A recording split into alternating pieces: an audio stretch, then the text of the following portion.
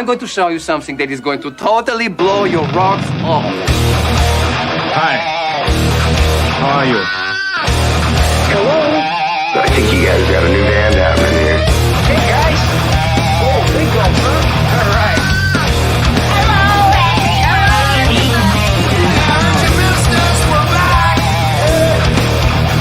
I'm talking to you the way I want to talk to you. If you have a problem, turn off your station.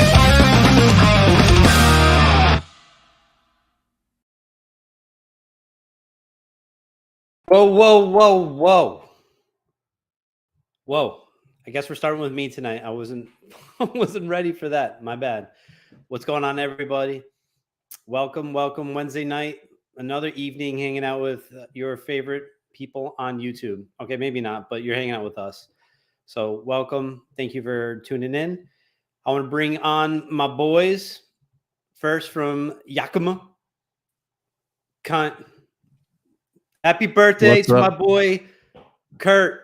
Everyone say happy birthday to Kurt in the chat. Send nudes to him on his OnlyFans account, or he'll send it to you. So thank you so much, man. Appreciate it. I got a weird echo going on with my computer. I may need to drop out here, but give me a second. Let's bring Caleb in. What's up, Caleb? What's up? You look handsome as fuck tonight. You're welcome.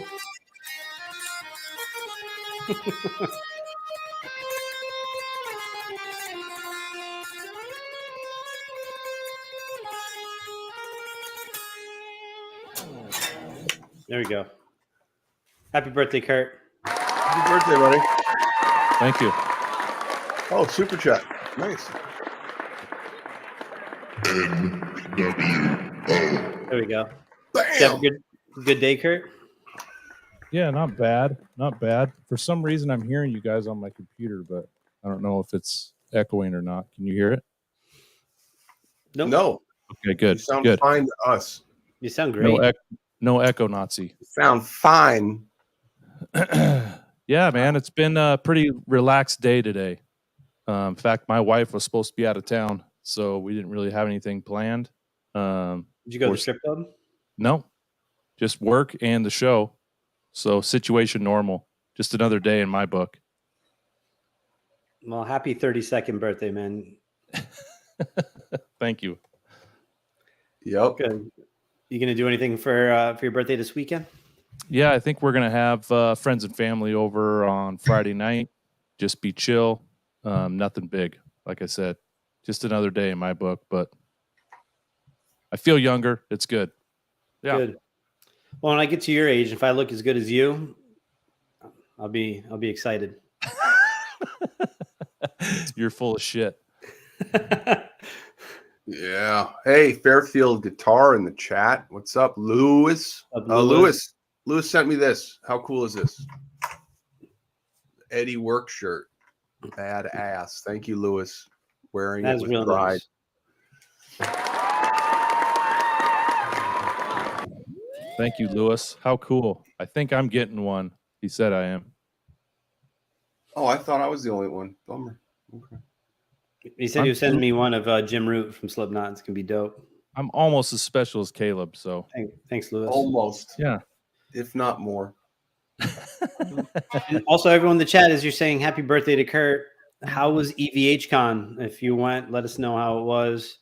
We saw some photos. We saw Keith Campbell looking delicious over the weekend. Yeah, maybe we'll take some calls from some people who went and they can describe the events, the action.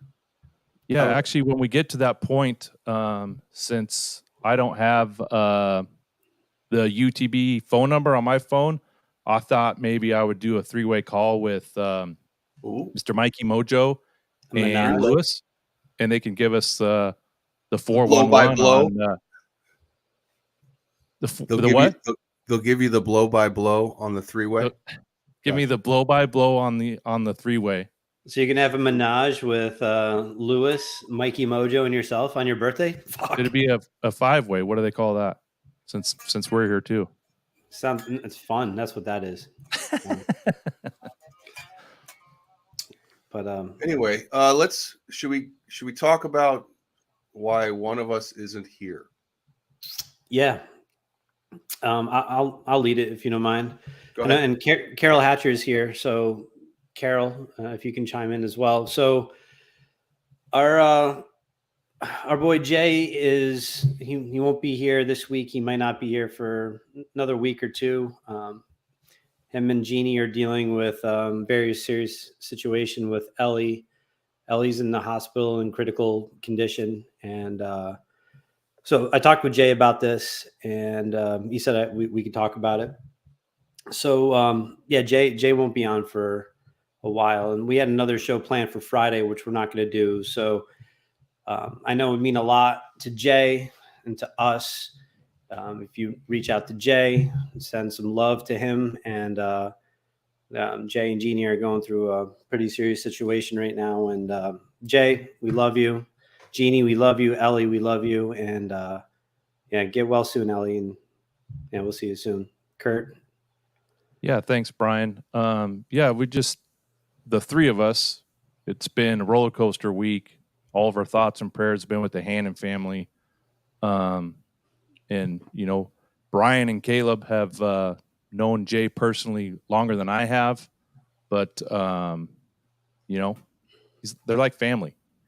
And when one of your family members goes through this, it's very trying.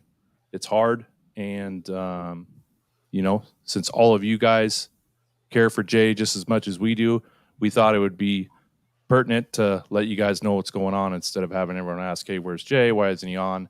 But just thoughts and prayers for them. If any of you guys have kids or have had any family members that have been in critical care, it's a scary time. And we just want everyone's thoughts and prayers to be with them and hope for a speedy recovery. And hopefully we can see Jay back here soon with his smiling jackass face soon. How about you, Caleb? There's not a lot of things to say. We all have children, the four of us, and some younger than others. And but this whole situation has been going on since last week. About just after we wrapped last week on this show, basically it all started for them. And I just cannot say enough how I just want everything to be okay for the Hannon family and their beautiful child, Ellie. You've seen her on the channels over the past several years, and she is just a wonderful child and a great spirit, and to hear and to see some images of what she's going through right now is absolutely gut-wrenching for people who are completely powerless in the situation and can only empathize and sympathize with the parents. Jay and Jeannie, I've never met Jay and Jeannie in my life, but I've known them through our working together here on the internet for several years, and they are wonderful people and with wonderful families. And this is just very, very serious and very scary. And we just wanted to all work out for them with the least amount of long-term issues for her. And that's basically from my family, from the Rappaports, obviously, all our thoughts and wishes and even prayers, because we don't pray, are going towards the Hannons tonight in South Carolina. And I would advise everyone else to send some energy there too. And this is a fun show. We joke around, we bullshit. But yeah, it was kind of hard to come on the air tonight with what's going on with the seriousness and what Jay's going through, what Jeannie's going through. It's very heavy. And we might run a GoFundMe thing in the ticker here if you guys want to contribute to the family and the costs that they're incurring. You don't have to. But if you find it in your heart, if you have means, we'll put up the GoFundMe, and you guys can help out the Hannon family. We're not gonna we don't want super chats because Google's gonna take a piece, and we want every penny. There it is. It's in the chat, or it's right there. We want every penny going to the family so that they can. I mean, they're missing work, and I mean it's ridiculous. So that's all I have to say, which was very short, by the way. Yeah. Real quick, what I want to say is, as Caleb mentioned, we like to bust balls on the show, and we're here to kind of escape work and reality in life. And we come here as a community, and we enjoy each other's company and shoot the shit and have a great time with everyone in the chat as well, but especially the four of us on the show. And so we want to really start. It's Jay loves doing the show, and he loves being a part of this community with everyone. And I know it would mean a lot if you guys reach out to him. So if you reach out to him on his Instagram or any of his socials that he's on, say hi, you're thinking of him. I know it means a lot, and it'll mean a lot to Jeannie and Ellie. And Jay, we love you. You're like my brother, and you're gonna get through this, and we'll see you soon. Yeah, thanks, Brian. And Jay, likewise, great friend. I mean, I think I've talked to Jay almost every day for the last year, which when you get into that situation, you really get tight with someone, and it's tough not being able to reach out 2 or 3 times a day to your buddy and to be able to shoot the S about whatever's going on. But man, our thoughts are with you. Hope for a speedy recovery. And the stinking guy, like the first thing he thinks of when they're taking their doctor to the hospital is making sure that this show's taken care of. Yep. Which tells you a lot about Jay's character, because, he cares about us and he cares about the show. But literally all 3 of us were like, dude, Caleb told me what show? Like, seriously, that's the last thing on our mind, right? It's true. Yeah. Yeah. Your kids are everything. And when it gets as serious as this, it's like, I mean, nothing comes close. So, yeah. But we're going to go on and try to cheer everybody up tonight and do our thing. And we'll go as the 3-piece that is before you. And hopefully you guys can help us out. Any questions you have in the chat, we're going to just run through some topics and try to get through this and make it a fun couple hours here. So we're going to have a great time. And normally we prepare, except Caleb, but we all prepare a lot for the show. Right? I'm just joking, but we you're absolutely right. So we generally put a lot of stuff together, but this week we haven't. We've had some other stuff going on. So so we'll probably need you guys, your help in the chat. So all right, let's get into it. I know Jay wants to tune in and see what we're doing. So let's have some fun, and it's great to be here with you guys. Can't disappoint. No. All right. So should we roll call or something here? Or sure. Right. Go ahead, Kurt. All right. There's been quite a few people jumping in early. Excuse me as I pull this up. But patron member 5150 Fair Warning is here. Thanks for your kind words. That's Caleb's sound effect. I love it. All Dave All Night is here with the championship belt on, cinched tight, arms in the air. Dave, thanks all Dave All Night. Good to see you, brother. So good to see you. Ben Coombs is here. Ben, we gave you a huge shout out last week. I think we talked about you and your show for close to 2 hours. So Ben, thanks for showing up, buddy. Appreciate the support and appreciate the kind words. I was highlighting a few of them in the chat. Both Ben and Amanda were saying that they've grown up with Ellie on these shows. Very true. So thanks, Ben. Blackjack Guitar Nut is here. OZ. I want to say, by the way, Ben Coombs, nicest guy on the internet by far. There you go. Oh, for sure. And nicest hair on the internet as well. Yes. You're not using the Rodecaster to change your voice up?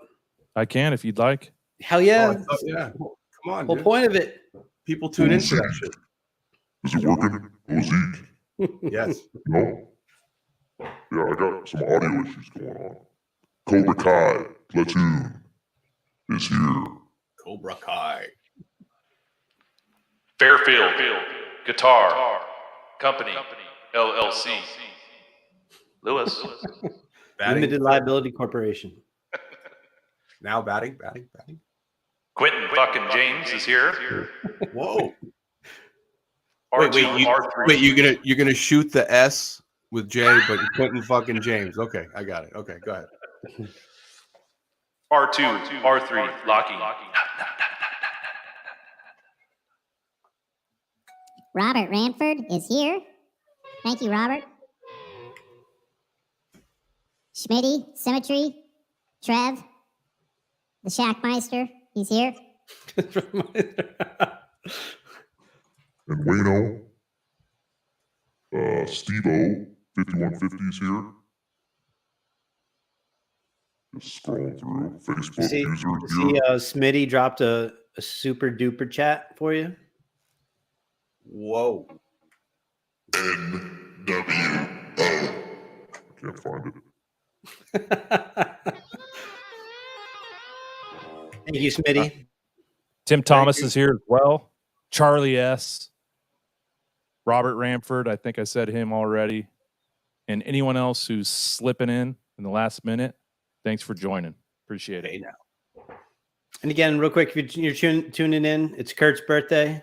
So nudes are welcome, he said. He didn't want me to say anything, but come on, guys. Yeah. I'm pretty humble, believe it or not. Thanks, Schmitty, the Shack Master. Beautiful. And I'm just gonna periodically put this GoFundMe in the chat. In case people missed it. That's cool with you, Caleb. It's cool with me. Yeah. What do you mean? Yes. I'll allow it.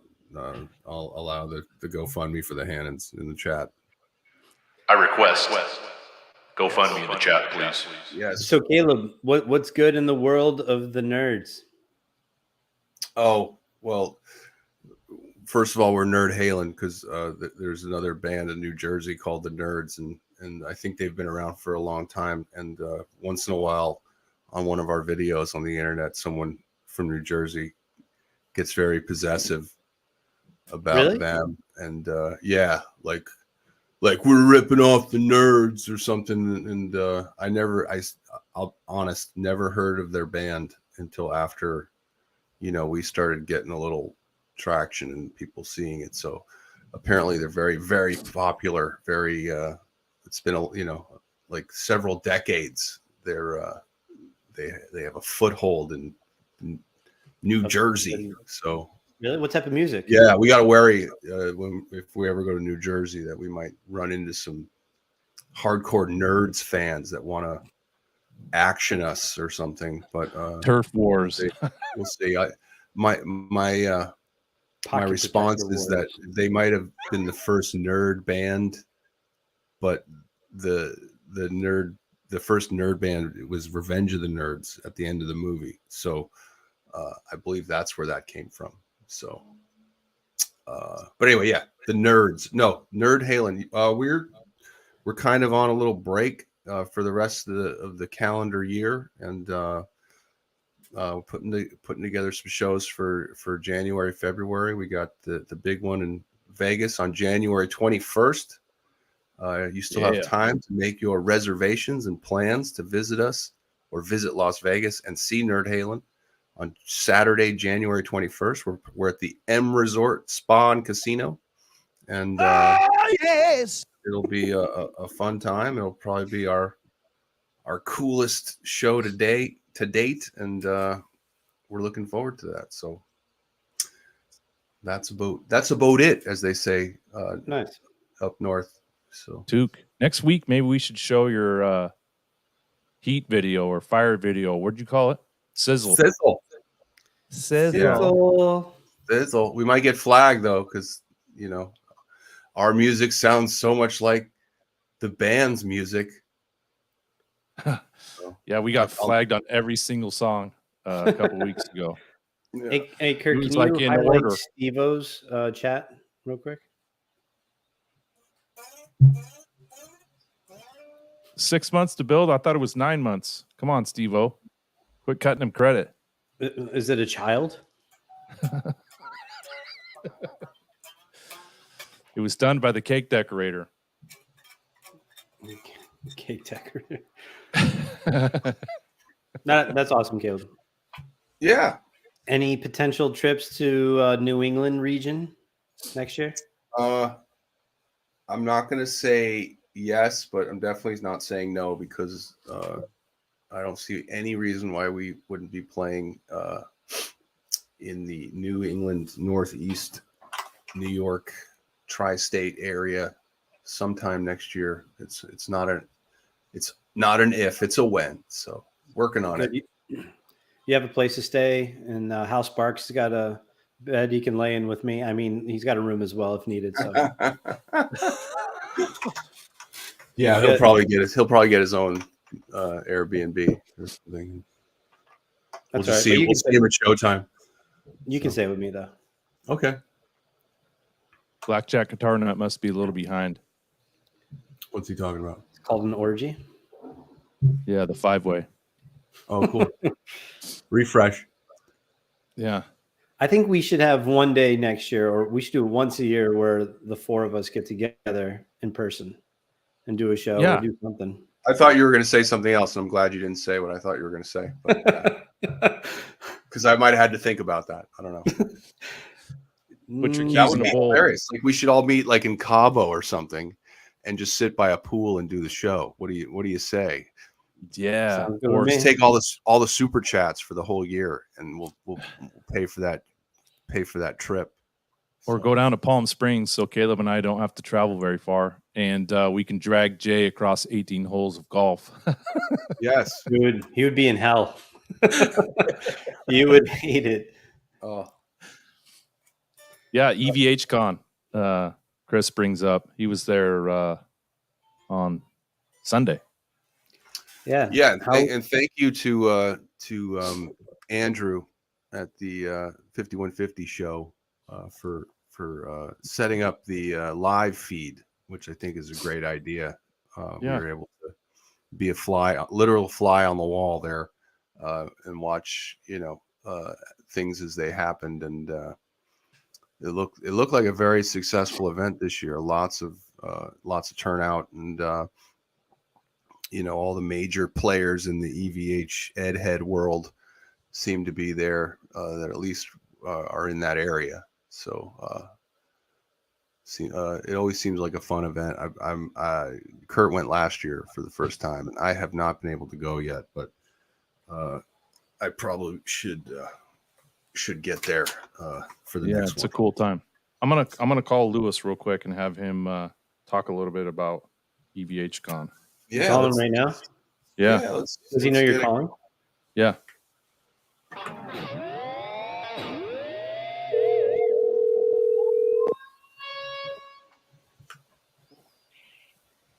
Hello. Hey. Hello. What's up? You there? Can you hear me? Lewis. I can't hear him. Hear him? Hello? Oh, great. I can't, but you guys can. What? We'll talk. Or you can just go away. Hey, what's up, Lewis? What's going on? He can't hear us. We're having technical difficulties. Everybody. Yeah, I'm having issues with this Roadcaster. Oh, it's just getting a great start here. Yeah, bag that idea. Weird. Maybe we won't take calls tonight. Maybe we'll call and hold the phone near my microphone and see how that works. No, we're not doing that. That's Bush League. Yeah, that's Socially. Yeah. Billy Sheehan remembers that happening on another channel. So, yeah, we don't do it like that. All right, he's calling me on my other phone. Let me see if I can get this going. He's calling you on the bat line. It's still probably not going to work. Lewis, trying to connect you. Give me a second. You guys keep talking. Okay. Keep talking, blah, blah, blah. Talk, blah, blah, blah, blah, blah, blah, blah. I wanted to send Kurt a midget gram for his birthday. Oh, that would have went over well, especially if it was like late at night. I couldn't find any. I looked it up. Couldn't find any in his area, which is disappointing. You actually searched that? I did, but there is midget tossing by him. So you know what that is? Yeah. Have you ever done it? No. Why would I? Why? Why would I have the need to do that? A buddy of mine had a bachelor party, and one of the events of the evening was midget tossing, throwing a midget onto a Velcro wall. That is crazy. I've always wanted to have midget tossing at a party. Yeah, well, it almost came true for you today. And damn. So back to EVH Con, Caleb. I'm sorry. Yeah, I didn't make it this year, but last year was really cool because I got to spend a lot of time with Scott Smith, which is a huge, I guess, character in the EVH guitar community. Yes. Lewis FaceTimed me while I was there, and I got to say hi to him. Chris Gill was there, which was really cool. And then, of course, Adam Reaver was there from FU Tone, and apparently he spent the whole time working on guitars while he was there, which is crazy. He's like if EVH Con was the barbecue, he's the chef, like he's the cook, the roast meister or whatever they call that. The what's the barbecue chef called? Is there a name for that? The pit master. There you go. The pit. And we posted a photo with him and Keith Campbell getting the L brass block, which was pretty cool. Yes. Keith's almost got him on height. He does. In fact, we're gonna have a Keith tossing later. Oh man, we love you, kidding, Keith. That's low hanging fruit, buddy. It just was right there for me. No pun intended on the low hanging. The fuck, Caleb. But I mean, to be fair, Adam is a large guy. He's probably 6'4", 6'5". So, Jay said he was 5'7". No. Oh no, Adam's a very tall fella. But yeah, it looked like a huge fun day, and all in honoring the king, and everyone got up and played some music, and yeah, got to thank Joe Suma, whose shop it is there. And is it actually in Greenwich, Connecticut, or it's just called Riverside? Greenwich? It's in Riverside, but it's called Greenwich Music.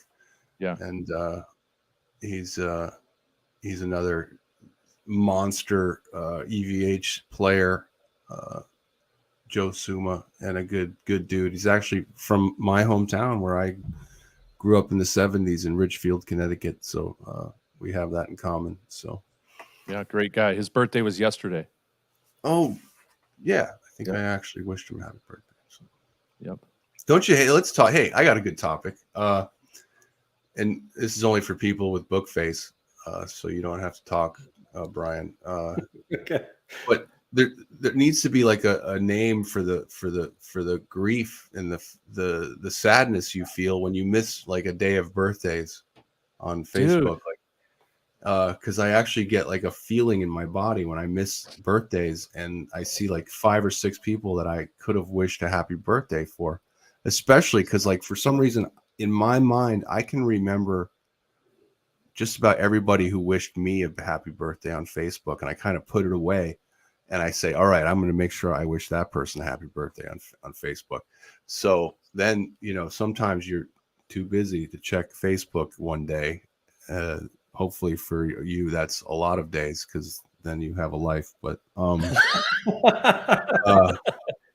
yeah, I get a serious sadness when I miss a bunch of people's birthdays, and then I go back and I don't know whether to write happy belated or just happy birthday, like it was yesterday. But I'm like, happy birthday, because I could be in a time zone where it's still your birthday.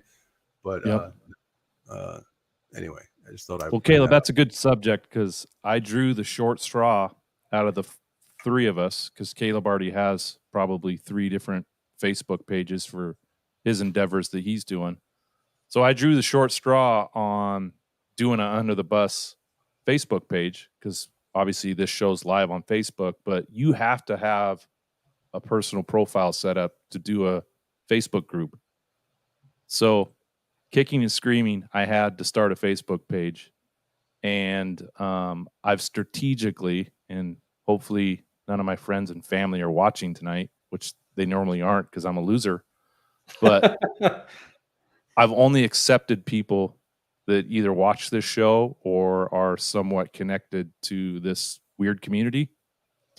And I had a shit pot or an S pot, sorry, of happy birthday wishes today. Oh, nice. But I've never had Facebook before. So this is like the first time I've had a bunch of people wish me happy birthday. So it was like going through my timeline or whatever the hell it's called all day. It's literally the best part of Facebook is your birthday. Cause you see some in there where you're like, oh my God, that guy, or, she wished me a happy birthday. Like she took time to write or something. And it is kind of, a cool thing. So, but shout out to Paul Martin Woods and Cameron Brown because they're on the other side of the world. They were the first ones to wish me happy birthday at like 3:00 last night. But yeah, it was pretty cool. But it's tough going and thanking everyone because typically I'll put my friends and coworkers and people I know's birthdays in my calendar on my phone, but Facebook does it for you. Yep. Yeah. True. Well, I quit the Bookface, the Devil's Newsfeed, several years ago. So, and I felt a lot of stress with Bookface. And what you were saying in regards to guilt, if you miss somebody just because you happen to be busy because you're working, tending to your family, whatever else you've been working on for that day, and you miss someone's birthday, man, then you feel like crap. And then people are pissed because you forgot. It's just. Right. And then you're wondering if they're like, oh, that guy didn't wish me happy birthday. Right. And then you're like, oh, I won't wish them happy birthday when theirs comes around. And then it's like this vicious cycle of pressure. It puts a lot of pressure on people. It is. I went through a deep depression, so I cut out. No, actually I didn't. But I just was so stressed out by Bookface. I'm like, fuck this. Goodbye. And I went cold turkey. Yeah, it's only like one time in the morning it comes up as a notification. And then it goes away. And they really should just have it highlighted in your feed or whatever you're looking at for like the whole day. It's just so that you know whose birthday it is. It should be there the whole day. So it's not just buried in your notifications. Because if you're people, a person like me, where I have tons of notifications, like hundreds of thousands. Hundreds. No, we're not thousands. Hundreds. Just kidding. But yeah. Billions. I don't know. That's why Instagram is much less stress, and it's just pictures and shit. I prefer Instagram for sure. It's too complicated for me. I'm probably only still on Facebook because of the band and because of the page that's on there. So yeah, I just still use my MySpace account, and that's been working fine. So there you go. Right it's not broken. You're farmers only, and what song plays when you go to that page? What song is it? I remember forgot. that shit? Let me check it out. I think it's a Depeche Mode song, by the way. Speaking of billions, Caleb, congratulations to the Powerball winner. Yeah, do we know who it is yet, or no? I got so fooled. I still don't know whether it's true or not. Wrong, sir. Wrong. Exactly. Our friend John Mancuda from the channels here posted himself with a bunch of tickets in his mouth, and on one of the tickets hanging low upside down has the winning numbers, and it's very like small and nondescript, like John Mancuda himself, but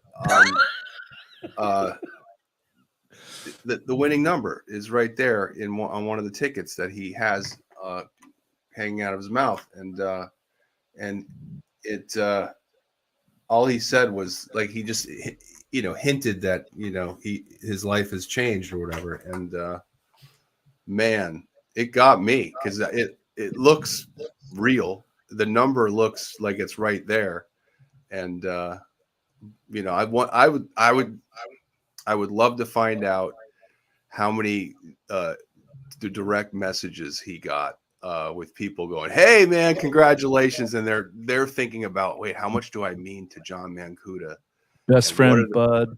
What are the chances I might get included in his because here's another great topic. You win $1 billion. I mean, who's getting a piece? Like who in your life are you going to take care of? Because you have that power to completely change the people close to you, their lives forever.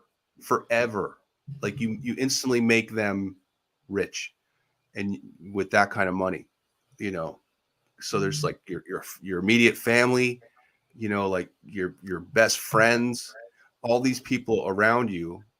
If it was my situation, I'd be unloading and making everybody's life obviously better or worse, because we know there's so many situations where people become rich and life gets awful for them and everybody who knows them, because they don't know how to deal with it. But yeah, who would you take care of in that situation? And how far out would it go? Like how far out would the ripple of money go before it stops? Like, because it's got to stop at some point, right?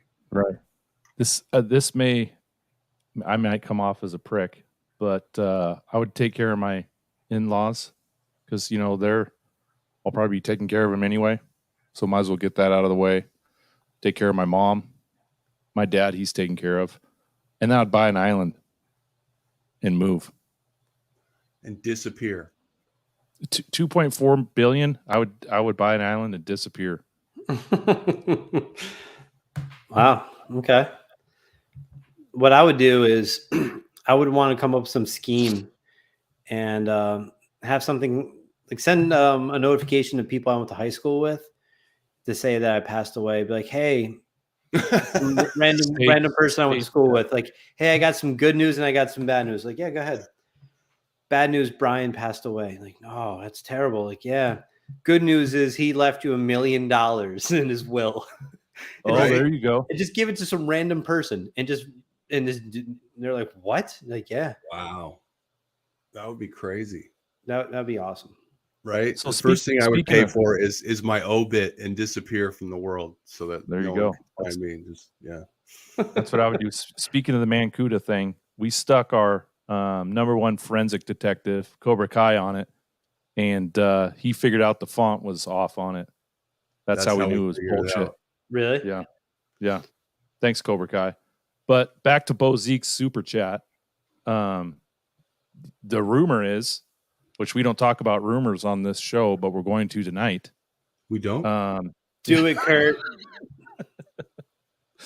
No, we don't talk about rumors. But John Mancuda, the man of DC Rich and Charvel Guitars, is going to be starting his own show.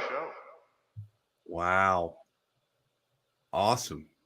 I think Tuesday nights, 8:00 Eastern. Oh. Interesting slot choice. That's what she said. Yep. I walked right into that. You did. Good deal. Anyway, I got stuck. I think we missed John's humor. Yeah, you don't know what you got till it's gone when it comes to John Mancuda. It's not for everybody. It was good for a good 2 minutes, and then I had to bow out. But we miss it. He's not good. He's not good for everybody. He's not good for most everybody, but he is a sweet dude, and he just can't help himself most of the time. And Sure. you know, it's if you love that kind of humor, he's the man. And you know, if you want to hear Mancuda talk about his mom masturbating, definitely tune in. He'll talk Yes. about it. It's true. yes. Oh, hellstorm. But anyway, congrats to John Mancuda Absolutely. on not winning the lottery and his new show. Yeah, he told me happy birthday this morning, and I said, "Hey, thanks, bud. Can I borrow $1 million? I'll pay you back." That's what I told him. Right. He never responded. It was weird. He never responded, which means he did win. We'll never know. Nope. Have they even identified the person yet, or no? I don't know. I I'm think sure we'll they're know not. when all the BC Riches are off Reverb. Yeah, Can't find any of them.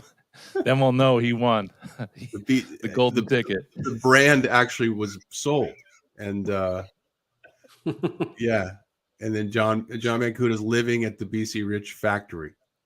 Just moves there. So And Pantone 18 Pink is now copyrighted, and you can't Yes. use it on anything because Mancuda Yes. bought the color. every pink scarf on earth is snapped up. Pink scarf. Snapped up. Gary Sharon, even his were taken. Oh man, So we love you, John, because he watches these shows on replay. So yeah, we do, bud. yeah, And thanks for the ruse. You got me, dude. I'm not gonna lie, you got me. And you got a bunch of other people too. So Speaking, if you're watching on replay, if you're watching now and if you've not hit the thumbs up, please do so. If you're watching and you haven't subscribed, get on it. What the fuck? Please subscribe. Plus, you can chat with us. You can hop in the chat and be part of a community without being a member. So please subscribe. yeah. Who knows what you might even ask a question we'll answer. That's true. crazy. Or Yeah, if if you there's watch later, please hit the thumbs up then. That'd be fantastic. One thing you can do that's free and takes little effort is hitting that subscribe button. It's free. It is. It doesn't do anything but lets you know that when we're coming on again. Especially if you hit the bell. Did Colt Eastwood wish you a happy birthday today, Kurt? He did. Yep. 18 months apart. Me and my brother, we were like peas and carrots growing up, man. Crazy. That's great. Yeah. Irish twins. That's right. So let's get to a topic. Caleb, we were talking earlier before we started the show. Is there an album of a band that you really like, but the album came out and it was a hot load of shit and something you just regret ever listening to? So a really bad album from a band you like. Do you have any? Well, I mean, God, I'll probably catch a lot of hell for this, and of course, staying right on brand. But I was so confused with Van Halen 3. OZ got you there. Yeah, no, it. I think we all went through this. I wish we could all like see our faces back in 1998 in March when we popped that sucker in and started going through the tracks, and we're just trying to decode what was being thrown at us and accept the new version of our favorite thing on earth. And it was tough. That comes to mind right away as being. It wasn't even as though I was disappointed. I was just confused. I was really confused, and I don't think I was mature enough to be worried about a certain someone at that point in his life and what he was dealing with and going through, which turns out to be probably the main culprit in why that offering was so different from prior offerings. And so yeah, I would say that record is Caleb. I tried and tried and still try to like that record. Yeah, like I've listened to it probably 50 times front to back. Yeah, there's some good stuff on it. In fact, I was a big Extreme fan prior to Gary Sharon joining, and my brother, who you just talked about, he loved Extreme. So when we found out Gary Sharon was going to be the lead singer, we were so excited. I thought he would have been a perfect mix of David Lee Roth and Sammy Hagar, but just the production just wasn't there. But I wouldn't say it was the worst album I've ever purchased, but it's up there. You guys know I'm an Aerosmith fan. Draw the Line was disappointment. Even though that came out when I was younger. I think Permanent Vacation was the first one I purchased, and then I went backwards, and I just couldn't grab onto that album. Terrible. Yeah. Saint Anger as well with Metallica. I remember watching the documentary and then buying that album after. And I think the album came out before the documentary came out, but not good. I have to say, though, Saint Anger's got some dope riffs on it. Yep. But they completely altered their sound to be what was big at that time, which was Korn. So they're like, we're going to skip all the solos. We're just going to go riff heavy with the shittiest drum tone ever. Yeah. And that's Saint Anger. Yeah. But that song, Invisible Kid, that's my song right there. That's a good one. Yeah. Yeah. Yeah. It sounded like Lars was playing on like a $200 drum kit. You know, who thought that was a great idea? Like, hey, how about we completely, what is it? With the snare, you can like turn it on, not turn it on and off, but you can change the vibration, right? Yeah. Let's make it sound like complete shit. Like, if you want to do it for a song because you want to do something different, okay, that's fine with me. But for a whole album, it sounded like he was pounding on like a locker. It's ridiculous. It's so bad. That's not very pleasing to your ear, is it, Caleb? Well, I mean, with Lars, it's like he better have a good sound, right? Because the sound and the tone of the instrument could save you if you're not the greatest of players, and nothing will exploit your weaknesses more than not sounding good. So, yeah. I'm still like just thinking about all the songs on Van Halen 3 that I'm like, why? And it's sad because I thought I was excited to hear Gary's venture into Van Halen, and I felt like he was kind of compressed into a box and told how to sing, and he was under direct orders and all this stuff. It's almost like they said, or Ed said, I want you to sound like Sammy. Do your best, Sammy.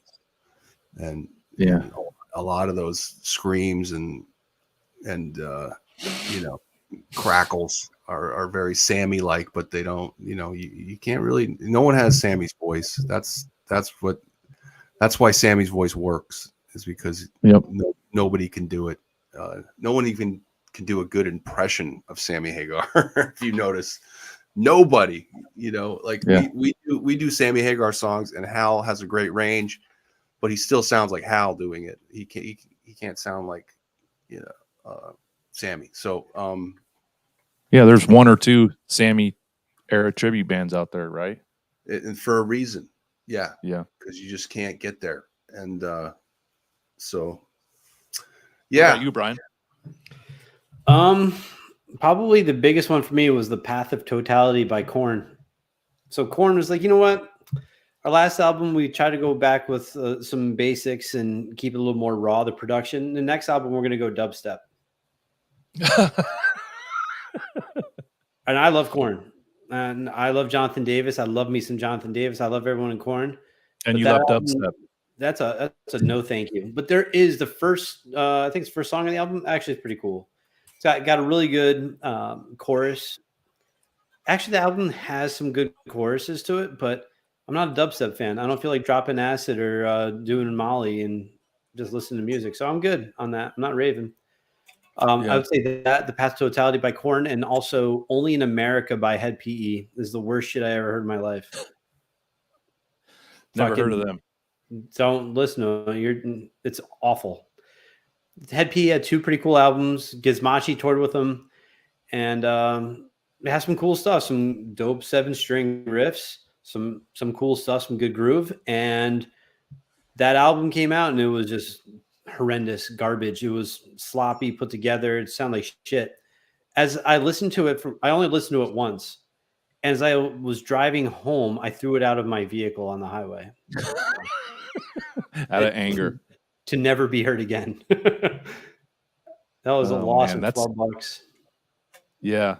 And I don't know, it took a lot to buy a CD back then, or a tape or vinyl. And it was a gamble because you didn't have that opportunity to pre-stream it or watch a video or listen to stuff on YouTube. You really had to swing for the fences.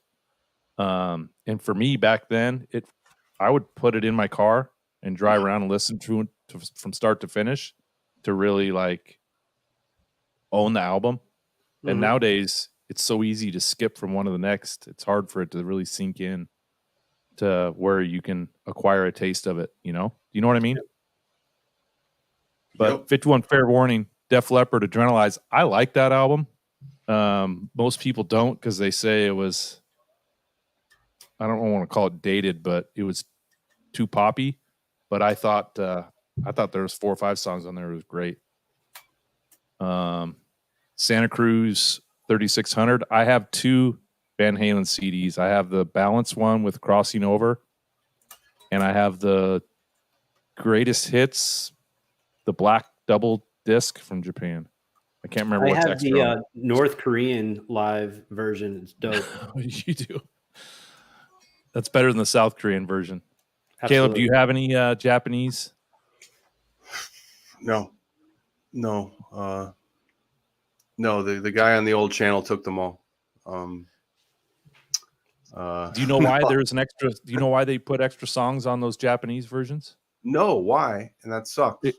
For the exchange rate difference, they paid more for an album than what Americans would pay for an album.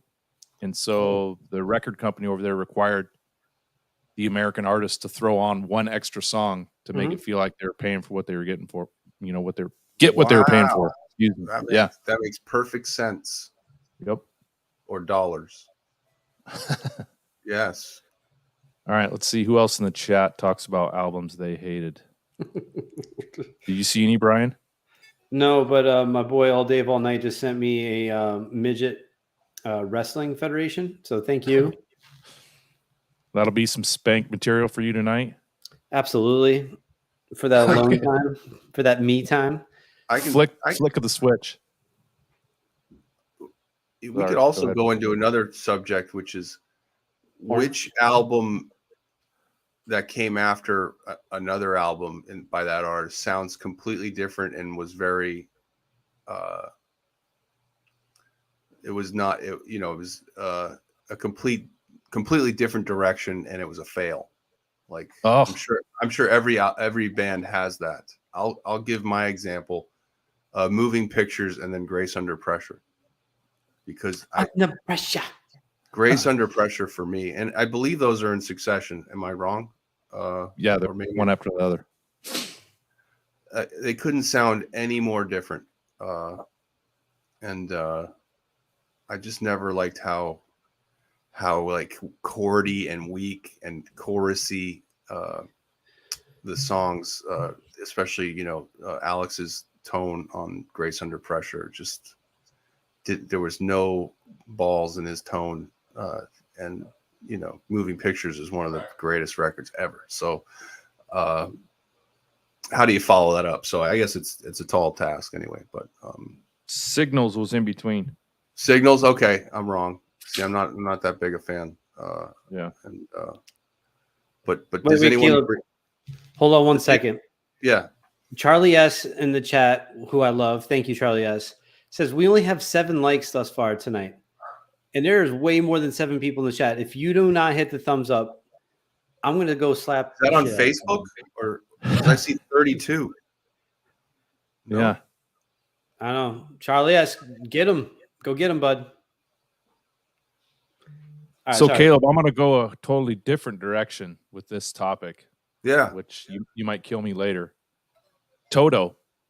Oh, Which You album? guys familiar with the band Toto? Very poppy, yacht rocky. I mean, what other category would you put them in? I don't know. I love Toto. So in '92, they came out with an album, and it was only released in Japan. And then 1 or 2 years later, it was finally released in the States. It's called Kingdom of Desire. Total rock album. Steve Lukather is lead vocals on every song on the album, which Is he typically, really? yeah, typically Joseph Williams or Bobby Kimball would sing, or David Pace would sing on the albums, and Steve would do maybe one song, or they would split it. He sings lead vocals on every song. His guitar tone is awesome. Great solos. So check it out, Kingdom of Desire. I'm not sure if it's on iTunes. I did purchase it before I got Apple Music, but that's one that's like totally different than all their other stuff. And on another note, Different Kind of Truth is no longer on Apple Music. really? Yeah, it's gone. You mean like What the pay fuck ser- over? Like the pay service? Yeah, I bought it on iTunes before there was Apple Music, so I probably still have it. I'm hoping, because that would suck. So for me, after that hot load of garbage that Korn put out with the path of totality, the paradigm shift, Yeah, I still got it. Head came back into Korn, and it's more guitar driven, way better. And the last couple albums by Korn have been real good. So thank God he's back, because that path of totality is straight hot garbage. Really? Yeah. And then Jesus Rapes Me in the chat. Sugar Ray. Yeah. We talked about this a few episodes ago. Sugar Ray had a couple good albums, and Yeah, heavy metal albums, right? They were a heavy. they were metal heavy. band. Yeah, and it was heavy, and it was real good, and then it became real bad real fast. Didn't he join the Mickey Mouse Club on Disney Channel after that? Mark McGrath? Yeah. I don't know. Fuck that guy. He got, but like there's that little thing called "We Need to Eat," and they made pop songs, and they had a good run, and made some money. I'm sure 90% of the artists you've heard in your life are doing music, even though they say we just do what we want to do, and you like it or you don't know. They're trying to write songs that you like so they can eat. And Sure. I'd like to put Mark McGrath in a room with Brian and then the lead singer for Mighty Mighty Boss Tones and see what would happen. No, not the singer of the Bosstones. It's the Bosstone, that fucking guy who dances and does nothing in the group. Fuck him. Fuck that guy. Symmetry. What happened to Billy Squire? Didn't his reputation go down the toilet? Yeah, I think after a music video, he tied the pink sweatshirt around his waist. I think that was it. Like a tennis player. Yes. Yeah. Oh, that's a throwback right there. That is. I'd love to see, just like I want to see all our faces when we first put Van Halen 3 on our tape deck. I want to see everyone's face when they saw the Love. What is that song? Take Me to the Night, or what is that song? Lonely as the Night. No, the video we're talking about that he made. The Strange video. Yes. What was that called? Anyway. Yeah, it changed everything. Was he rolling around on a bed? Yes. Yes. Brian sent me those videos too of himself.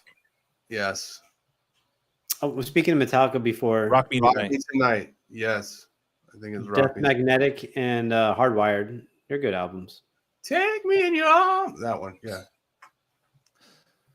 Yes. Oh man. Kurt, what do you think of Death Magnetic and Hardwired? I don't know him. Really? You haven't listened to them? Never met him. They're good. Never hoods them. Check them out.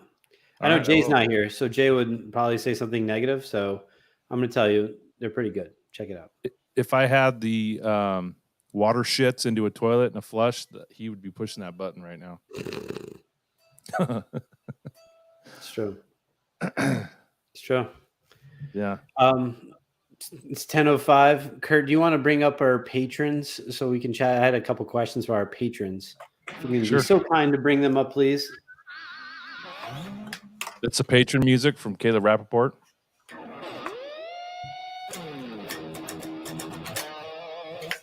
You want me to recognize them real quick? Yeah, fuck yeah. We got Tom Lean, Mikey Mojo, Wayno, Frank Corcoran, 5150, fair warning.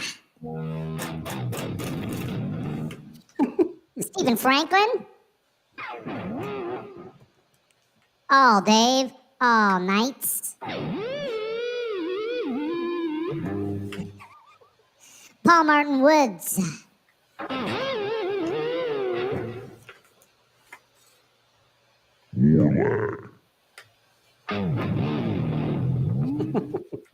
Sherman Callahan. Jimmy Ray Hawkins.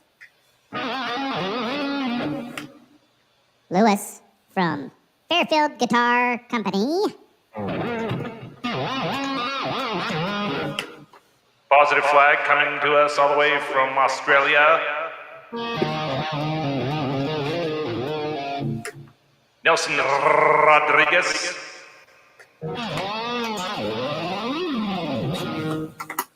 Randy Bryce.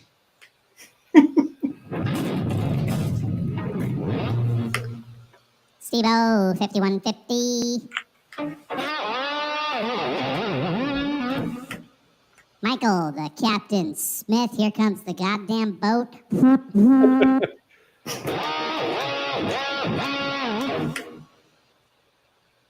Andy Carson.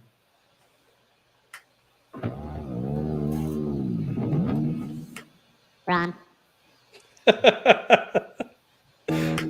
Caleb, is it still in tune after all those dive bombs?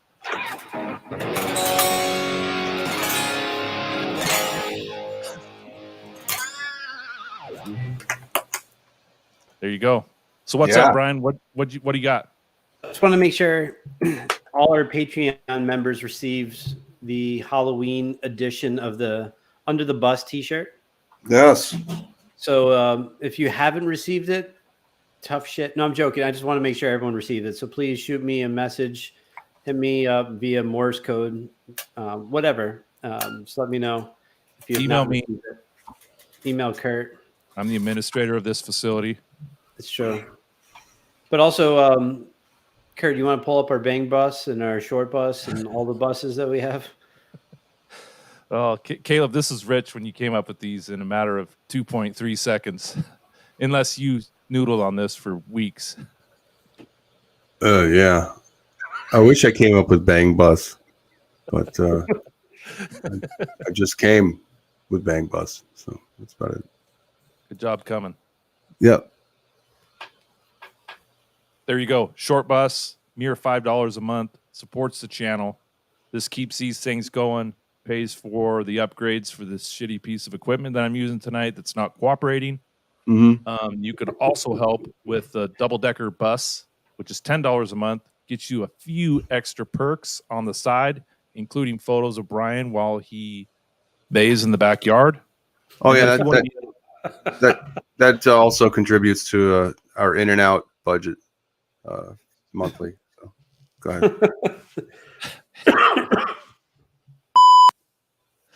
Okay. Tour bus package is the elite group.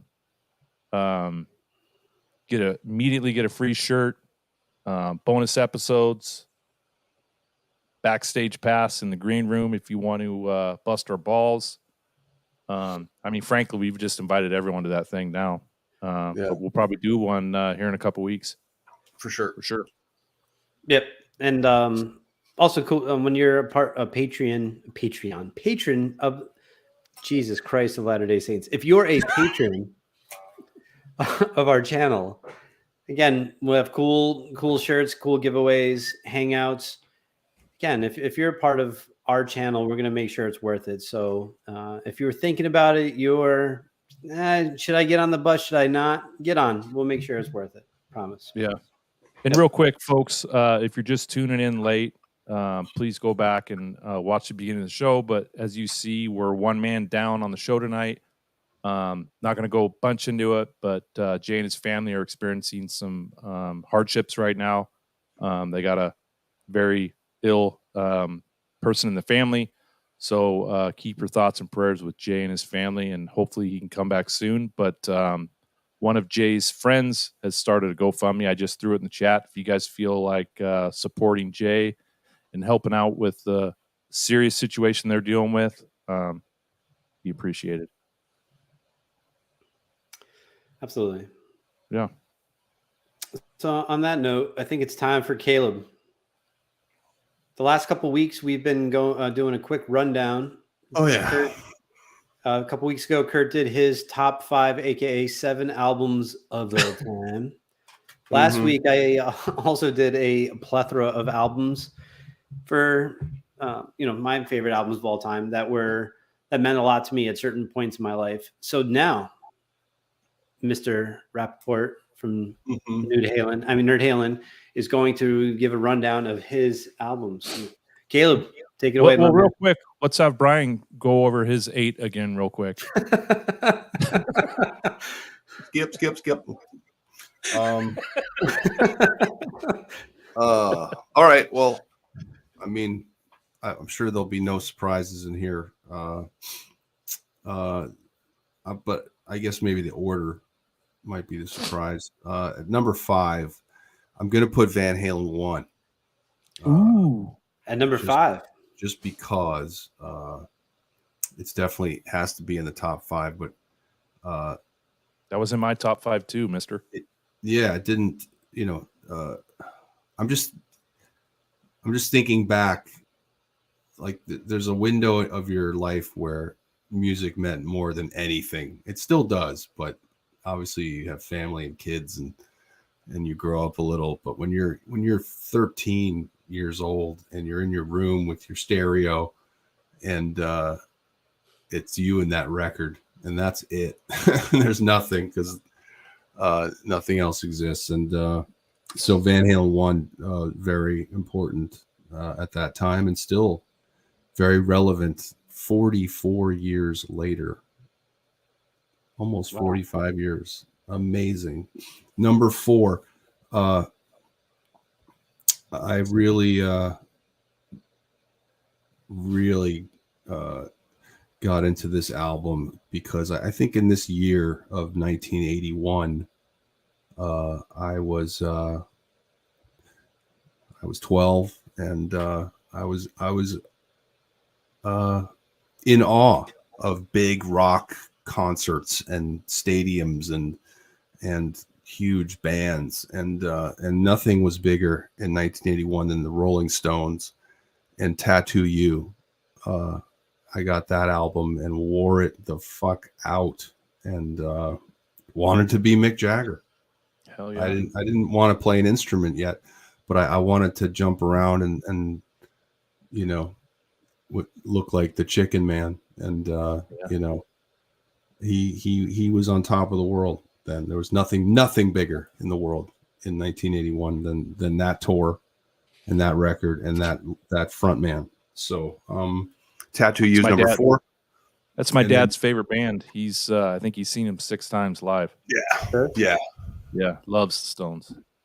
So and then number 3, I'll say right after the Stones, I got a little more deeper into the English invasion of music and bands. It's going to be Who's Next. The Who came screaming into my life, obviously, because like the Rolling Stones in 1981, the Who had the biggest tour of 1982. And that's the first time I saw a big 95,000 person concert. Yes, that's correct. Jason. Thank you for your veiny response. But yeah, Who's Next is such an amazing record with so many great songs, and it's the Who are like an anomaly in all of rock. There's obviously the Beatles put a lot of melody into music and stepped outside the traditional like 12 bar 145 box that music was in up until the mid 60s, and but the Who and Pete Townsend, he took it places that it has never gone and still has never been, and I really think like someone like Edward Van Halen loved Pete Townsend so much because he knew how to write under a solo. Like the music under the solo is so important because it makes the solo that much more melodic and keeps the song going. Visceral. Like the solo can go so many places just depending on the music that's under it. And if you listen to later Van Halen, when there's a lot of guitars and not just the one guitar sound, you'll hear Eddie getting into that kind of those changes in those places. So Who's Next, huge record in my life. The Who, my first very large concert, life changer. And that's when I wanted to play guitar. And then the following year in 83 was when I, met my hero and my whole life changed. And then I knew what kind of guitar I wanted to play. So Caleb, how dynamic was Pete Townsend on stage at that first show you watched? It was incredible. He was, and I think he was like 39 years old, and it was just nonstop. Yeah, he was on so much blow. It was great. He would just brutalize his body on stage, Brian. I'm not sure how much you follow him, but like just tear up his hands. Yeah, jumping. Jumps, like he probably did like 57 jumps in a 2-hour Mary Lou set. Retton doesn't have shit on him. Yeah, Mary Lou Retton.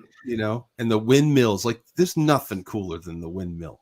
I'm sorry. There's all kinds of shapes guitar players throw, and obviously, there's certain guitar players who look way cooler than other guitar players, and Eddie being maybe the top, but in front of those stack of high watts, right? But when when he's just doing the windmill and you don't even know if it's connecting, but it sounds like it is, and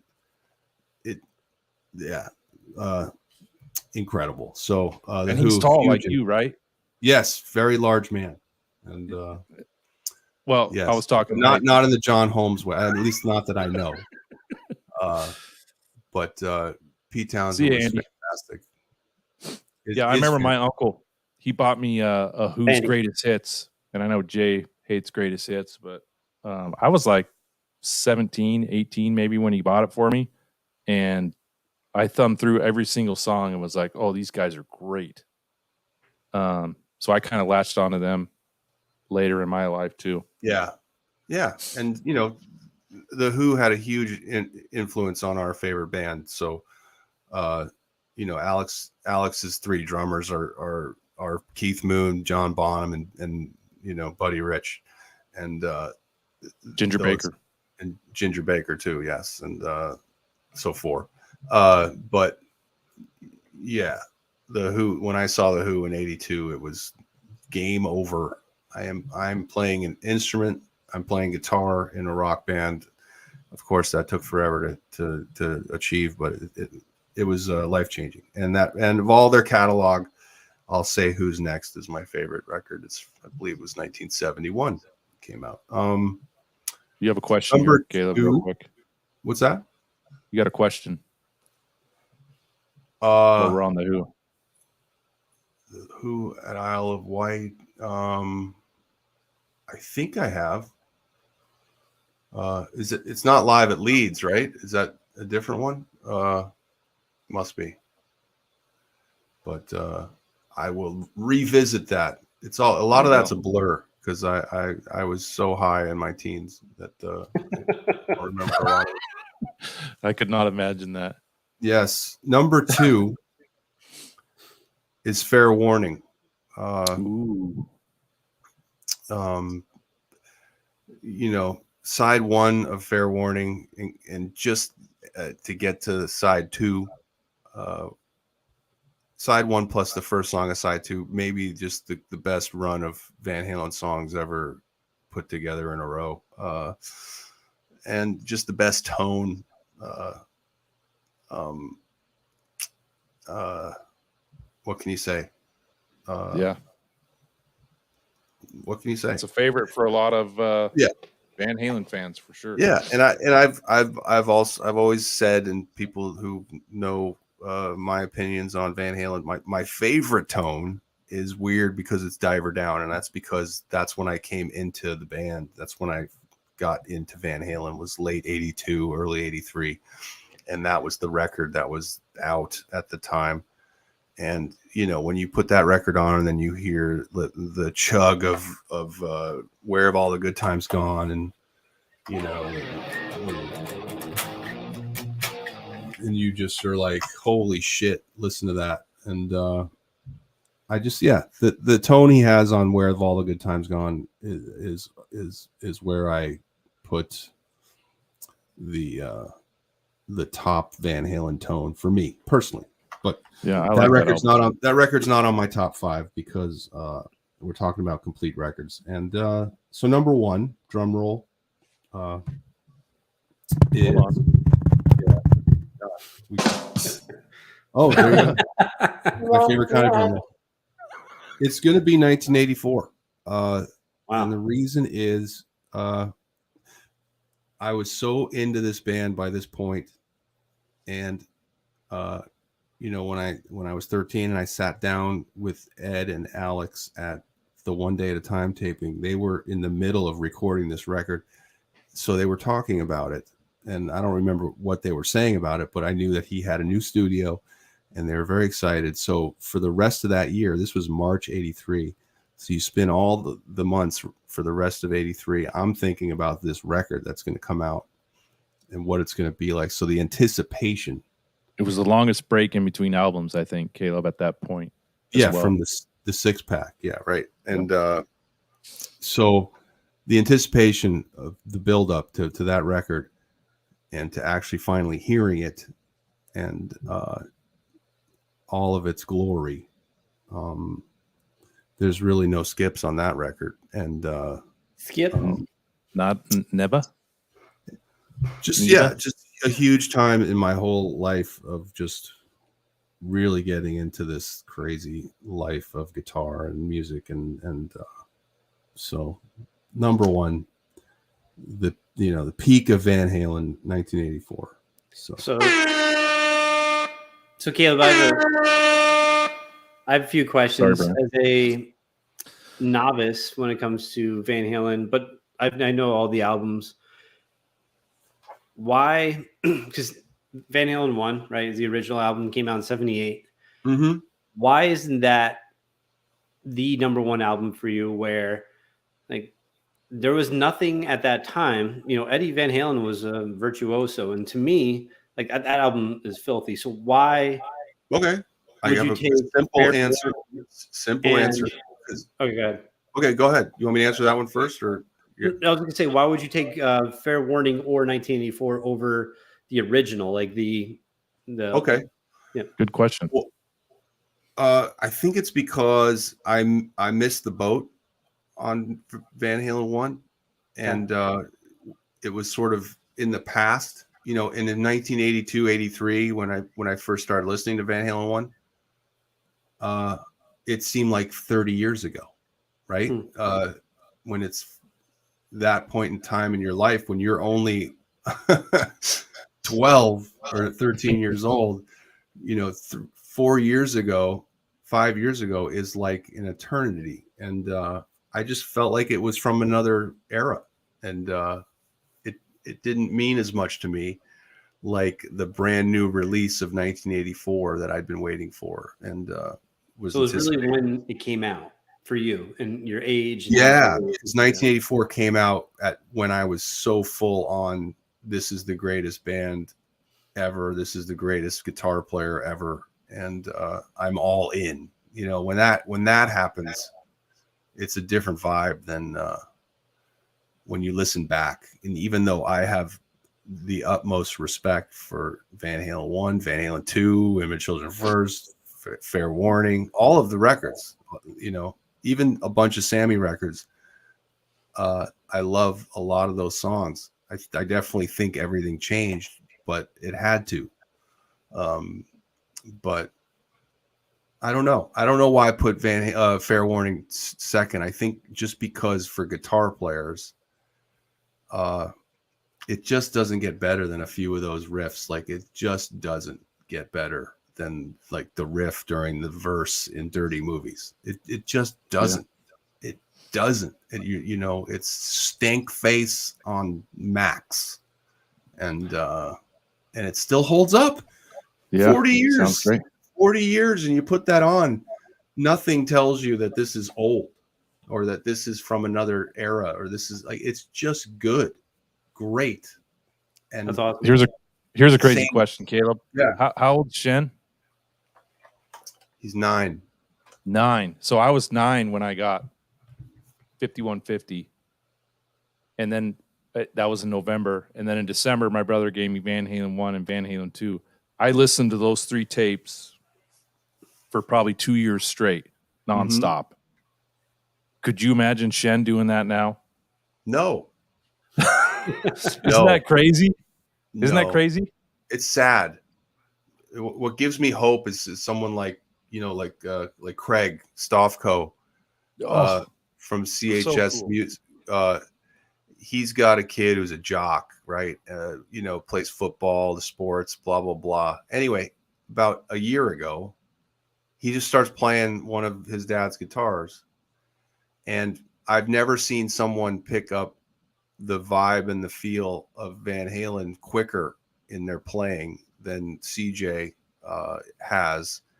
And he's like 100% all in on Van Halen and that. So there is hope for like someone young now, you know, getting into it in a way where that matches the way we did when it was happening. You know, it's different because when it's happening, it's a fluid situation. You know, CJ's never going to see Van Halen, you know, which is sad, but you know, he really has caught the bug, and I that just warms my heart.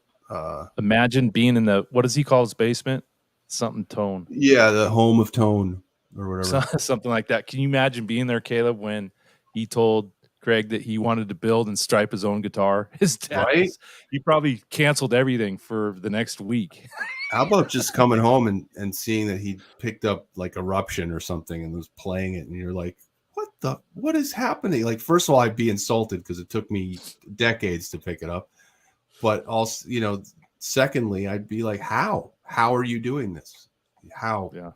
And then I'd be like so proud because, I mean, what else would Craig want for his only son, you know, but to have a similar passion that close to his? I mean, we all want that. Like, I can't make my kid a Kings fan, you know. In fact, he likes the Blues because the guy I named him after is on the Blues now, but he was a Kings prospect when I named him Shen. Braden Shen is the player. That's where I got the name. Wow, that's awesome. But Braden Shen is a Blue, so my kid is only interested in the Blues. Like, does and he does it to bug me, but you know. So Brian, does Flaccid Jams ever pick up your guitars and jam out on them? No, he doesn't. Brody, the Broadster. No, the Broadmeister. No, he loves what I listen to. Like, if we go in the car, he'll put on some heavy shit, which is great. He might put on the Deftones music, right? You're talking about? Yeah. Okay. or he'll put on a Depeche Mode song. So he listens to what I listen to, which is fantastic. But also, I would throw his ass out of the house if he was not a Bears fan, Cubs fan, Bulls, or Blackhawks. I remember when he was born, and my ex-father-in-law brought him Met stuff, threw that shit right in the garbage. It's like, don't ever bring that stuff into my house. It's a Cubs house right here. So Caleb, my oldest brother, is 6 years older than me, and he was in a band in high school. Played guitar, played piano, played bass, and I would go into his room and listen to his music, his CDs, his tapes, his records, and then I started picking up his guitars and plugging them in while he was gone. So like it was always there for me to fuck around with. But music was huge in my family for sure. I mean, we would just listen to music all the time. Yeah, but it's different now. I've told my 9-year-old, and I've even told my 21-year-old who's never, been interested in playing an instrument, but there's like 12 or 13, 14 instruments in this room, and they can come in anytime and pick up just about any one of them. But I mean, I don't know if it's going to happen. I hope it does, but I'm not like pining away for that. You got to find your own passion,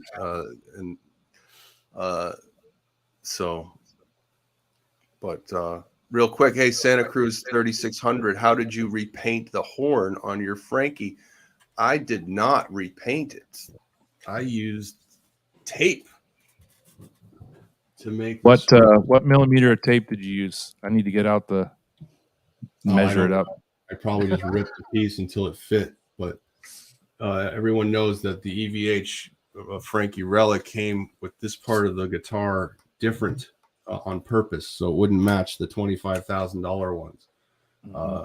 But with a quick fix and some tape, some black tape here, just like a woman does with their nipples. Tape here, and then this one right here is white tape with that's peeled at the right spot to show the black. So I just kind of got creative with tape. I think it's masking tape or duct tape. Or that's the Ed thing to do. Yeah, I mean, if you get close, it looks like fucking garbage, but no one gets close. Kurt, can I get a striping grade on this? Well, Caleb's striping or EVH? Caleb's. Like this, where there's peels and stuff on the real guitar. This is sharp. Yeah, that black little stuff right there on the white. I would give it an 8.7 out of 10. Really good effort. Caleb. It's one of those, like a woman where you see her from 50 yards away, she looks great. Oh yeah, a 10 at 2 and a 2 at 10, or 2 at 10 and a 10 at 2. Yeah. 2 at Tagovailoa. Yeah. That's great. Cobra Kai. Maybe this is a show on another show. Caleb and I were talking about maybe doing a Van Halen show once, but he put together his Frankie, the EVH Frankie, the $25,000 Fender Frankie, and then what was the fourth one? He had 4 Kramer? of them there. What's that? Kramer? No, it was Judah? it was 3 different Frankies plus his. Judah? Yeah, maybe. Cobra Kai, you put in the chat who that third guitar builder was, but it was kind of cool looking at the different stripes and how they put them together and what's different. It was pretty cool. I'll send it to you, Caleb. You can take a look at it. Yeah, but it's a crazy world we live in with the kind of obsession there is with the striping on especially this guitar, which is someone's whim, and then everyone else is just trying to get everything right down to this little, like this part right here, the black. How does the black peel away here? Like he tore the tape a funny way here, and it didn't. But it wasn't on purpose. But now, if you do mess up this part of the guitar, everyone can tell who's a crazy, Asperger's suffering EVH guitar The builder. accountant. So it Yeah. was the Frankie, the Fender, and then it was the real one, and then it was his. That's what it was. So it was pretty cool. It's really geeky. Yeah. Thank That's God nice. it doesn't get in Alan Garber's hands. His head might explode. Yeah, I saw the real one at the Met. The Met. That was so cool, surreal, actually. As Caleb's going through his book face chat real quick, next couple weeks. Next week, Jay won't be here. Kurt will not be here next Wednesday. So it's going to be a Caleb and BonerJams show. Oh, my God. Dude, we're going to have a lot of fun. I don't even... Am I going to be here? Like, what... What date is that? All right, yeah. I hope I'm here. Wow. And then also, too, our first show that we're going to have a guest would be Stay Metal Ray. Once Jay gets back, we're going to bring him on. And if you're not familiar with who he is, check him out. He's a big metal guitarist, real good player. He's actually my guitar teacher right now. So he said you'd come on the show. Real good dude. So real looking forward to that. So soon we'll have him on. Awesome. So cool. Real quick before we get to what the fuck are you doing? What's up with Thanksgiving? What do you mean? Getting just piled over by Christmas. UTB. Well, there's a Garfield Thanksgiving episode. Real quick, Stephen Franklin always felt it was funny how we spent thousands of dollars to replicate hundreds of dollars of Ed's spent just saying, yeah, like he threw it together and it cost us a fortune.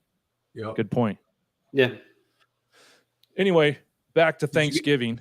Yeah, go ahead. It's my favorite holiday, and I feel like it gets pushed to the side because of Christmas, and it pisses me off. Well, what is it? In the last maybe 10 years, Christmas has expanded its dateline, timeline in our lives. It's true. I think now just like it all depends on what CVS you walk into, I think. Corporate holiday. Or Target. They tell you where you're supposed to be in the calendar. On the 5th of July, there's Halloween stuff. And and on November 1st, there's Christmas stuff. So that's pretty much the way it goes now. No, you're right. We're watching the 31 Nights of Halloween on AMC or Freeform, and they're talking about the shows that are coming on. Let's say they're Halloween marathon. Commercial right after that is the 25 Days of Christmas. I'm like, what the fuck is going on? We're not even through Halloween, Yeah. That is blasphemy right there. And Did you get those videos, Kurt? Yeah, I'm pulling them up, buddy. Okay. And all the Christmas paraphernalia that infiltrates the stores like Target, trying to get there, get your Halloween candy, get some additional shit, and there's Santa Claus in your face. Fuck that noise. All right, let me pull this up. So, Caleb, you want to give us a narrative? Yeah. This is September 19. Yeah, 19. September 2019. I went back to New York for my 50th birthday and was able to go to the Met and see the Holy Grail. And this is a little video I got of it. I'm sure everyone has pretty seen this already, but I think it's pretty funny. No. Where's the boner? Yeah. All right, let me pull up the other one. And then I had to do this just because I love the way I look around. Like I don't want to get thrown out, but I had to do something stupid, and so I pulled this off. I'm glad someone didn't walk into my foot. You had to wait till all old ladies were clearing out of the way. Yeah. You could have taken this guy out right in the back. Check the look around. Like the look around is the best part. Oh, again, looking. And then I got a freeze frame, and yeah, it looks pretty cool. So fun times. Right there. There, yeah, there you go. That's great. Whatever. So amazing that there's still. It's so funny because there's still idiots that debate whether that was the real one. Did you get escorted out by the curator or no? No one. No, I was able to do that without any action taken by the establishment. But yeah, a lot of people said that wasn't the real one. There's no way, and it was, and they actually flew that thing by private jet, like they fly fine art to museums. Museums have an incredible budget for transporting, priceless items, and the Frankenstein guitar got a treatment just like that, and pretty cool. That's cool. So yeah, that was really cool. I went back that year. It was a chance to get away and head to the city. I hadn't been to the city in a while, and you got to see some family and some friends, but it was weird. I really wanted to go see the guitar, and that was the basis for the trip. And my wife made it possible for me to do that, and that was very cool because it was a great 3-day little jaunt to the city, and To the city. go hang out with the most iconic rock instrument of all time, in my opinion. So People are commenting about your jump here. Right? Yeah. So, Brian, what's your all-time iconic Holy Grail guitar? Like, if you won the Powerball for $2.4 billion, which one would you buy? You actually sent me a picture of it earlier today. That's it. That is my dream guitar. It's a Jim Root Jazzmaster, but it's sandblasted, just like Jay's colon after. Yeah, that's my guitar. Kurt, if you can pull that up. Yeah. So there's a Fret 12 video. You guys familiar with Fret 12? Basically, it's like tutorials of, let's say, Jim Root plays 0.5 the grade chapter, so it's from front to back, and you learn how to play all the songs. And he's playing this amazing jazz master, which I want. I'm gonna reach out to Jim Root and see if he would sell it to me. But it's really cool looking, textured. It's got some red in it. Whenever Kurt has it up, but this is my dream guitar. Hell yeah. That is fucking fire. Pretty cool. All the wood grains like sandblasted. And I told Brian I got a buddy who's builds houses, and he does like that to like beams for interior, decorating. We could probably do that to a guitar if we wanted to. I think they stain it, Brian, with like a dark black stain. Okay. And then they sand it, like the high part, after it's sandblasted, and then they stain it red. So the red adheres to the high part of the guitar, and then obviously the black stays because you can't stain red over black. Right. But that's pretty cool looking, I think. It is. It's cool. Pickups, yeah. Yeah. Stephen Franklin's asking, and if any guesses on what the Frankenstein would go at auction. It'll never be sold, but I want to venture. What? $500,000? Oh no. Maybe $3 million. Oh God. I think 20. I think 20. What did Jim Irsay pay for Blackie? I don't know. But I know a story that I believe that in the mid 2000s, Eddie was called about Frankenstein and offered $12 million for it. Holy shit! Really? And he turned it down. And when he hung up the phone, apparently the actual guitar was on the floor face down in the studio. No way. So yeah, so there you go. I'm thinking 20. If it was an auction, I think it would go between 20 and 30 million dollars, only because it's the top dog. Like it is the guitar of guitars, and that's partly because of its paint job, but also because of what was played on it. You know, Eruption was played on that piece of wood, and most of those first 6 records or 5 records were played on that guitar. Some of the most iconic guitar music of all time. So yeah, I think there's the reigning champion. Was it 5 million? 4 million for David Gilmour's Blackie, which was just a 60 Strat that was sunburst and was painted over and had a bunch of work done to it. But 4 million, right? But the Comfortably Numb solo was played on that or something. So it has almost more to do with what was played on it than what it looks like. Right. In my opinion. Kurt, go up. I think it said it was 3 million. Scroll down just a tad. In the body of, yeah. 3 million. Yeah, 3975. Wow. Holy shit. I'm way off. And Ursay's got a collection. He's got stuff from Beatles, Clapton, your boy Kurt Cobain. Whose boy? Mine or Caleb's? Neither one of us. Yeah. Yeah. Anyway.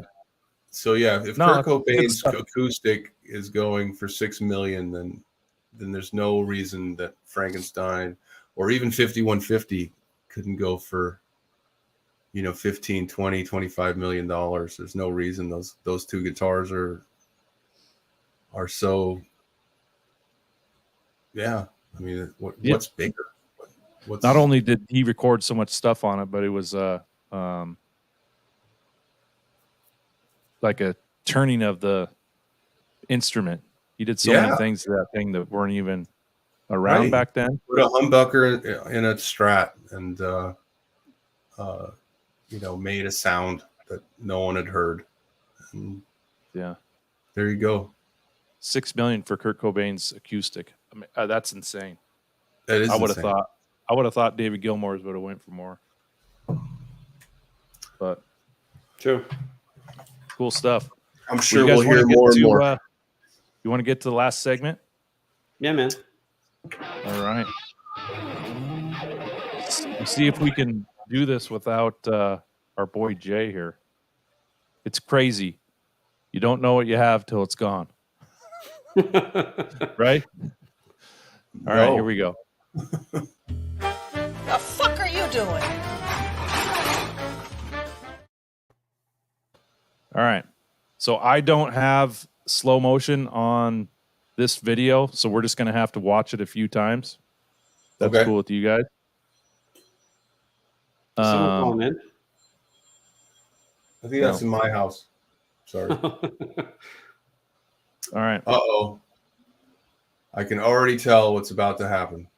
This is a young lady at a bar, and now I can't find the place. Are we about to watch a concussion? Give me a second. Are we about to watch brain injury? Yes. I can already tell that a concussion is involved just by the shoes and the positioning. I can't. All right. Here we go.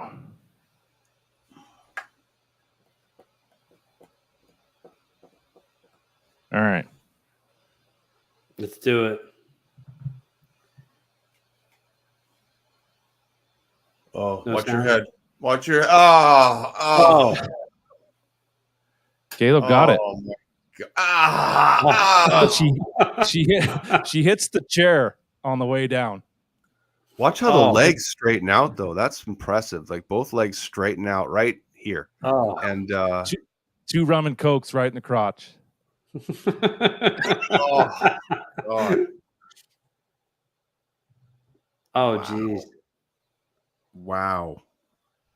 My two thoughts are: one, she's you sober. probably had too much to drink, and two, with those shoes, you don't do anything but go from here to there. Man, women risk their lives every day wearing heels and just whatever I know. those. I'm surprised there's not more chicks limping around, and it's just literally from a high heel injury. You know, Look at like, those shoes. That's looks like a block of remarkable. Like, you don't Please see don't too take many off your girls. stilettos. You don't see too many girls limping, and then you'd think with these shoes there'd be dozens of ankle injuries a day from all around us, and it would be like a bigger thing, right? But Right. Yeah. No, for sure. Men are smart. Yep. We don't put anything on different unless it serves a purpose, like a physical purpose, not Yeah. But check out her face. She thinks she's cute until right She's here. cute until she's not. Compression. That's a head injury, a neck injury, and then a tailbone injury. Spinal, right? Spinal. And her Look, she's boobs are going flowing down. up. There's no saving it right here. There's no saving. And then And she gives us the fall. Batman. She gives us the Batman. The David Lee Roth coming here in a second off the riser. Oh, look at that! It's pulling Look out at the the tank coat. canvas right there. Oh, and then the landing sticks the landing. When the hair goes above your body, it's usually not a good situation. Or No. when your feet are above your face, that's a problem. Yes. Well, in most circumstances, but yes. That. Ow. Oh my God. Man. Beam me up, Scotty.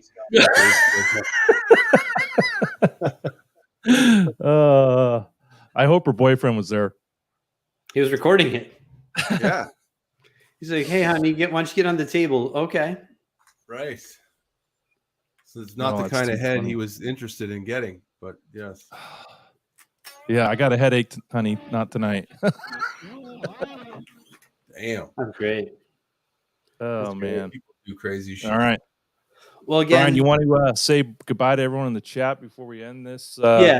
So again, if you didn't see the beginning of the show, the reason Jay wasn't here tonight is Jay and Junior with Ellie, who's in critical care in Children's Hospital.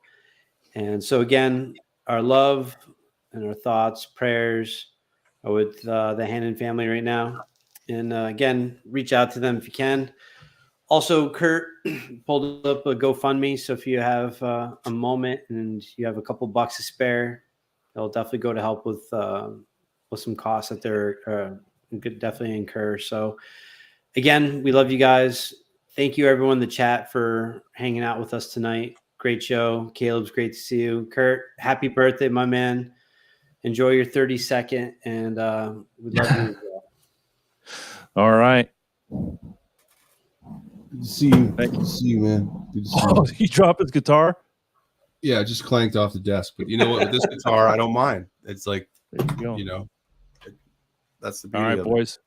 It was a blast. Thank you, everyone in the chat, all 44,000 of you. Make sure you hit the like button, and see you guys next week. Bitch!